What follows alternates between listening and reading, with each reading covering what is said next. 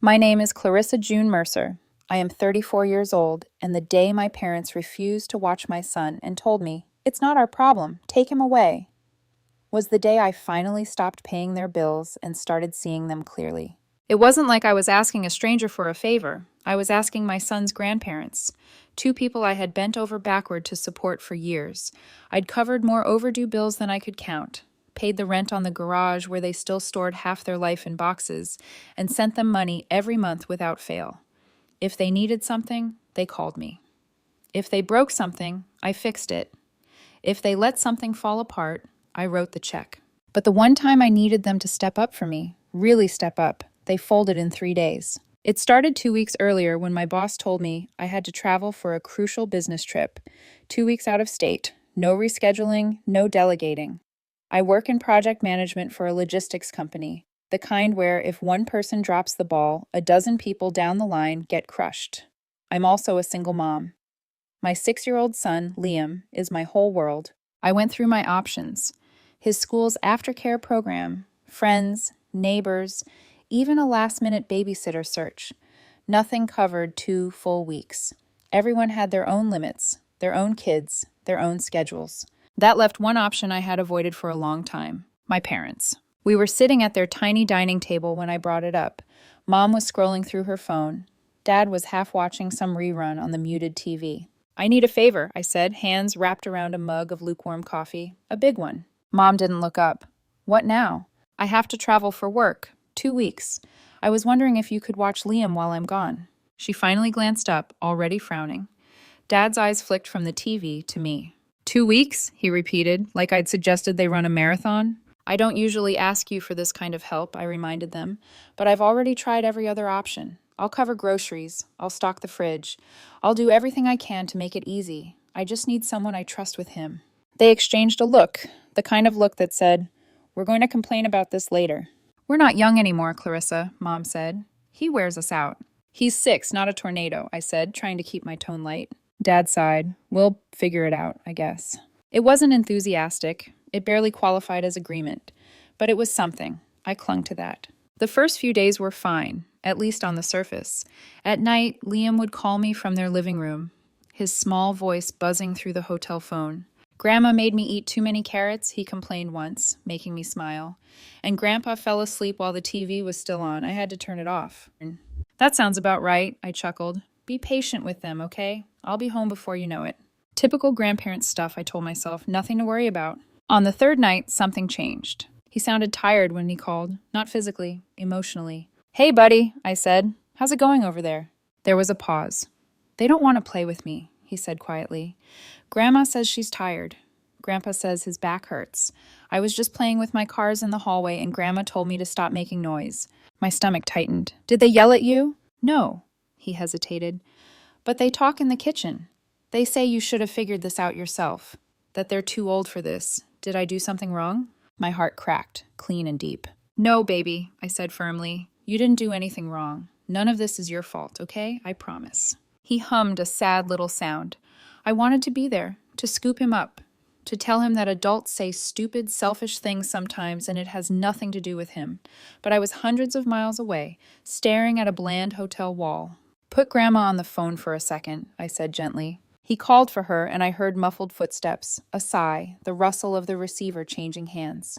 "What?" Mom said, no effort to disguise her irritation. "Hey," I said. "Liam says you're tired. Is everything okay?" "We're tired of babysitting," she snapped. No preamble, no pretending.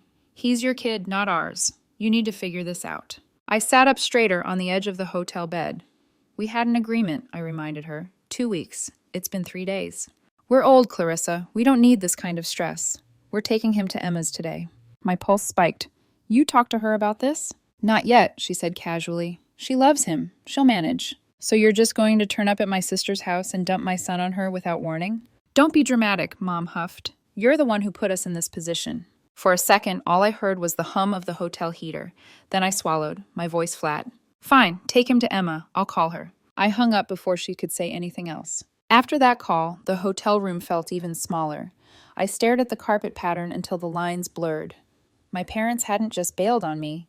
They'd treated my son, the grandson whose existence I'd helped them brag about to their friends as an inconvenience they could return like a defective product. Something inside me shifted, not with fireworks, not with screaming, just a quiet, cold slide from denial into clarity. I thought about every time they'd called for help, the late bills, the emergencies that somehow always involved money, the rent for that cluttered garage where they still insisted on keeping old furniture and broken tools. They never hesitated to ask. They never hesitated to accept. But the moment I asked them for something that wasn't money, something that required time, effort, patience, they lasted 3 days.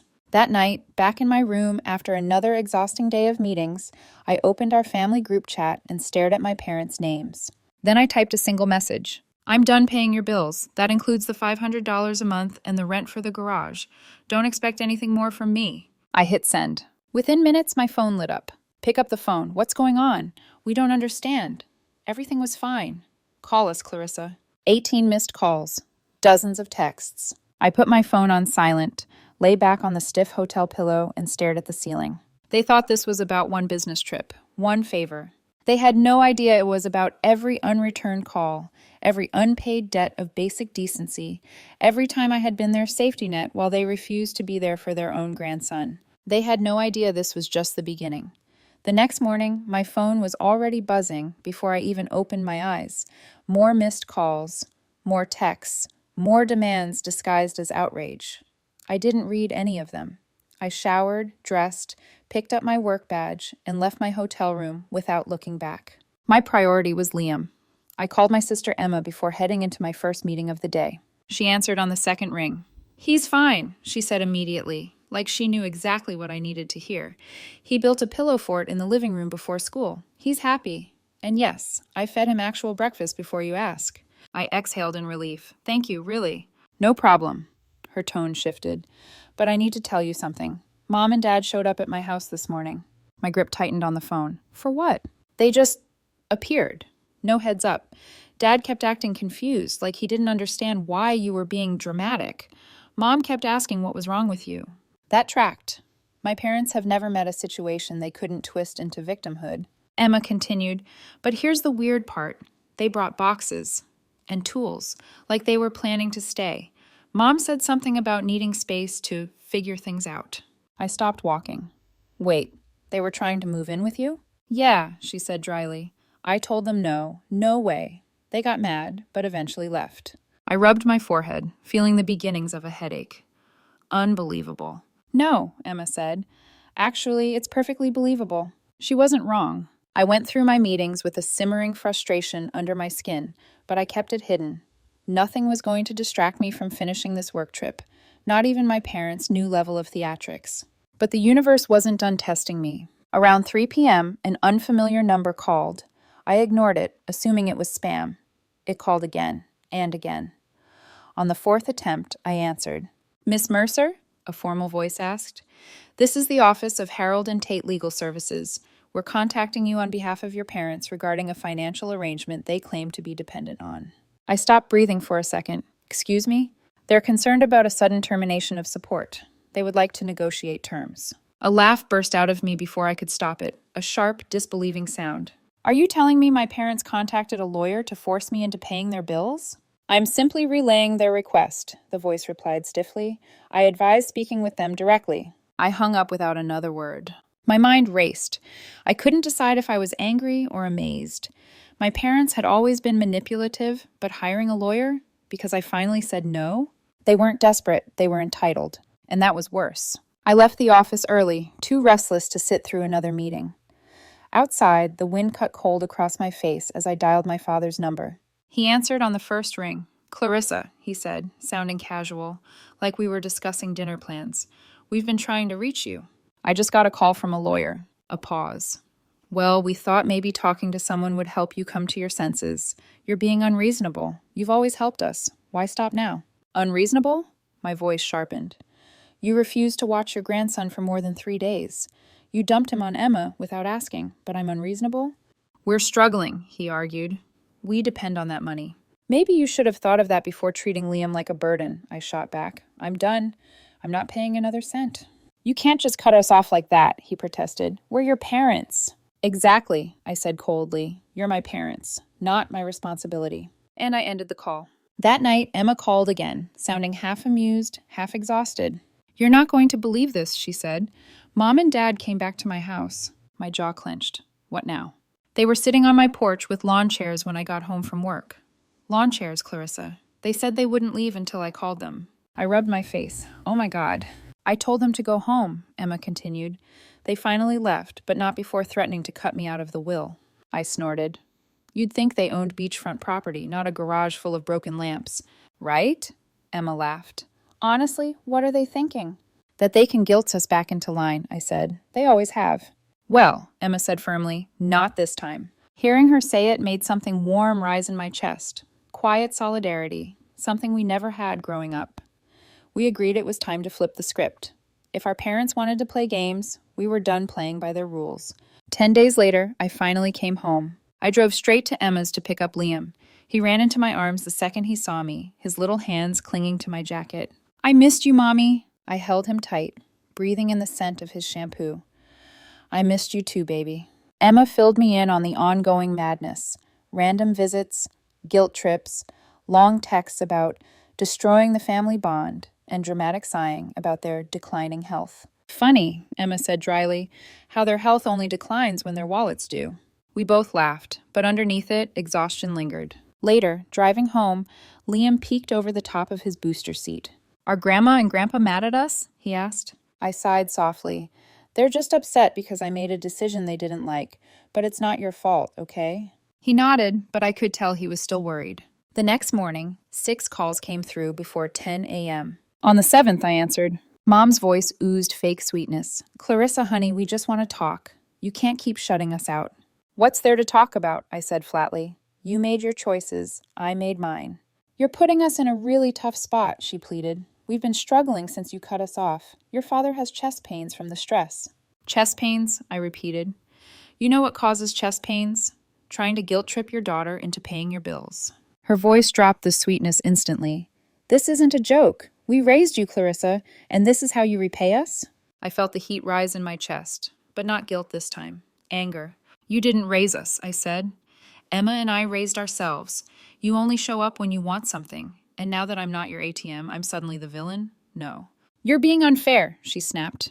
And you're being delusional, I replied. We're done here. I hung up and turned my phone off completely. For the next few days, they tried everything. Calling Emma, leaving guilt-ridden voicemails, even sending an actual letter dripping in passive aggression. Emma and I laughed every time. Still, beneath the humor, we both knew something. They weren't going to stop.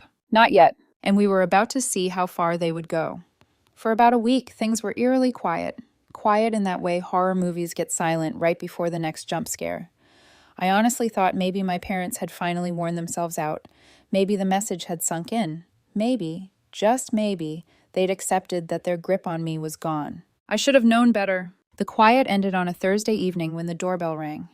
I peeked through the window and saw them both standing there. My mother clutching her purse like it contained her last shred of dignity.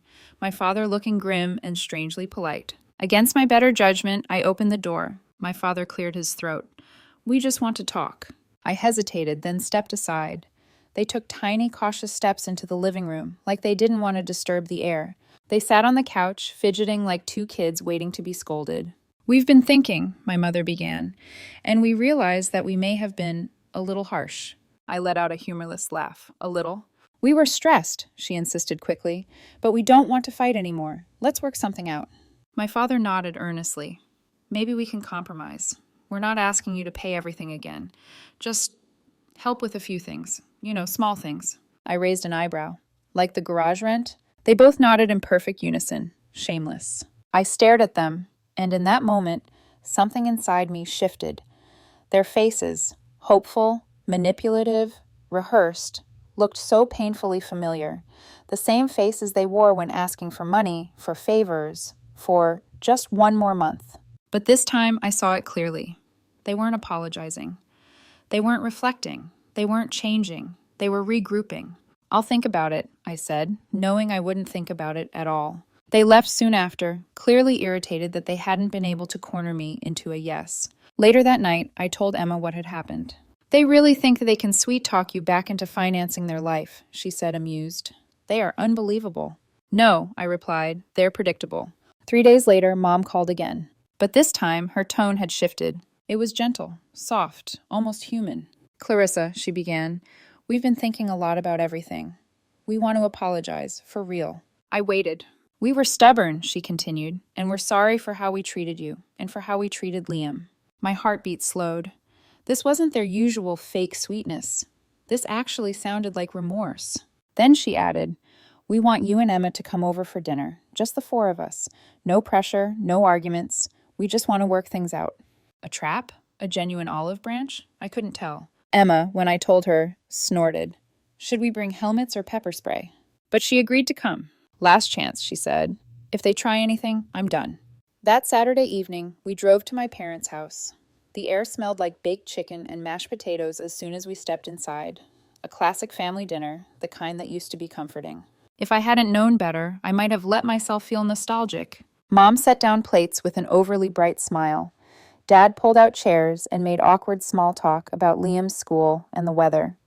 For a while, it felt almost normal. Almost. Halfway through dinner, Dad cleared his throat and ruined it. So, Clarissa, we've been having some trouble lately. Emma's eyes shot toward me. Here we go. Mom jumped in quickly. Finances have been tight since you stopped helping. My appetite disappeared. I put down my fork. But maybe, Dad said, we can find middle ground. We're not asking for much, just enough to keep us afloat. Maybe the garage rent, Mom added softly, just until things get easier. I stared at them, stunned. Are you serious? I asked quietly. You invited us here, pretending you wanted to apologize, just to ask for money again? Mom's face stiffened. We also wanted to apologize. But we need help, Dad added. Clarissa, you know how hard this has been for us. Emma snapped before I could respond. Oh, come on, she exploded. You're not sorry. You don't care about apologizing. You just want her money. That's exactly why we don't trust you. Mom glared at her. You think you're better than us? We sacrificed so much for you girls. And this is how you repay us? Sacrificed? Emma scoffed. You barely raised us. Clarissa has been paying your bills for years. You used her. We're your parents, Dad barked. Family supports each other. Where was your support when she needed you to watch Liam for 2 weeks? Emma shot back. You couldn't even last 3 days. The room went silent. Mom's jaw clenched. You're being unfair. And you're being manipulative, I said quietly. We came here thinking you wanted to fix things, but all you care about is money. I stood up, shaking my head. We're done here. Emma grabbed her coat and marched toward the door. You can keep pretending you're the victims, but we're not buying it anymore. We left without looking back. In the car, Emma let out a half laugh, half growl. Unbelievable. They actually thought we'd fall for that. They always do, I said, but not this time. For the first time in my life, I felt in control. For about a week after that dinner, everything went quiet again. A false quiet, an uneasy quiet. A quiet that meant something was brewing. And then, right on cue, my mother broke the silence with a long, dramatic message. Since you and Emma no longer value family, we have no choice but to make some hard decisions. I rolled my eyes before I finished reading. She continued, we are considering removing both of you from our will. I actually laughed out loud. I called Emma and read it to her. She laughed even harder. What does the will even include? She choked out. Their old furniture? Dad's broken tools? A garage filled with expired paint? Oh no, what will we ever do? Devastating, I deadpanned. Truly life-changing. We laughed until our stomachs hurt. It wasn't about money. It never was. It was about control. And they had officially lost it. After that, neither of us responded to anything they sent. Within a few weeks, the messages stopped altogether. The silence that followed wasn't threatening anymore. It was peaceful, a relief, like stepping into a room and finally realizing you can breathe. But the biggest surprise, the twist no one expected, was still ahead. The silence from my parents lingered for weeks, so long that I started to believe the story was finally over. No more guilt trips. No more theatrics, no more emotional rope pulling. My life settled into something that felt almost unreal, quiet, balanced, mine. Liam was happier too. He slept better, asked fewer anxious questions, stopped watching the door every time a car passed by. Emma and I spoke nearly every day, laughing about things that used to break us, piecing together a healthier version of family, one that had nothing to do with obligation. For the first time in years, I felt like I was on steady ground. And then something unexpected happened. I met someone. His name was Daniel. We met at a coworker's birthday party, one of those awkward backyard gatherings where everyone clusters into small groups based on who they already know. I was holding a plastic cup of sangria, trying to look approachable but not desperate, when someone tapped my shoulder. "Is this seat taken?" he asked. I turned to see a tall man with warm eyes and an easy smile, confident without being cocky, calm without being dull. Everything about him felt grounded. "No," I said, waving at the empty chair. "Go ahead." We started talking, and talking, and talking.